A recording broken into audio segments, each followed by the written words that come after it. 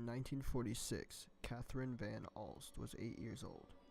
She was with her family for a day of fun at Devil's Den Dam in Arkansas. While playing with her brothers in the washout, Catherine went missing.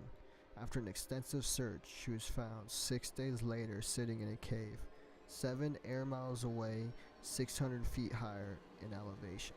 The search and rescue team estimated that Catherine, a barefoot 7-year-old girl wearing nothing but a bathing suit, would have had to cover between 20 and 30 miles to reach that location on foot.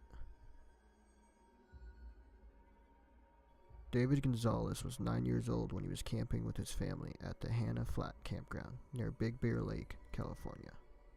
On the morning of July 31st, 2004 at 8 o'clock, David asked his parents if he could walk to the car to get some cookies. He was given the keys as he and his mother stepped out of their tent.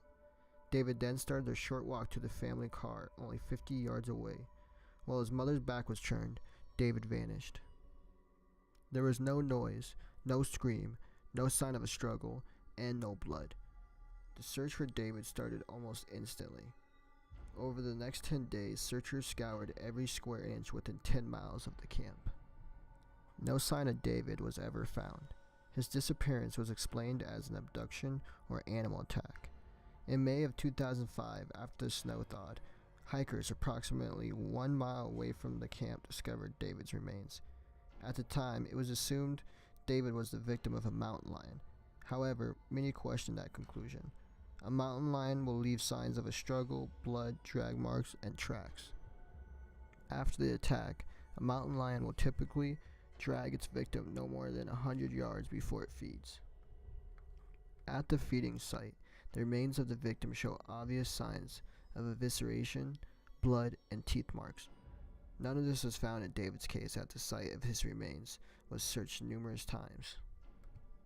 13 years earlier, 10 miles away, another young man, Jared Michael Negretti, also vanished in the area and was never found, almost to the exact day. Oddly, Jared's personal camera was found with strange close-up photos of him well after he went missing. Considering there are only 10 confirmed mountain lion attacks on record in the United States between 1990 and 2010, it would be highly improbable that both boys were attacked in such close proximity. David was inside a tent with his parents after having slept overnight around many other campers.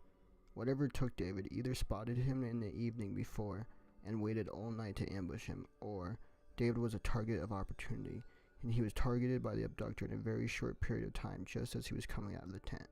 This means the abductor had the ability to remain motionless and undetected the entire night in a crowded campground. Or it was passing through on scene and happened to spot David, get into position, and strike silently in a remarkably short amount of time. If the family's car keys were ever located, I think we would know a lot more about what happened to him. Maybe it's worth taking a second look at the area with a metal detector.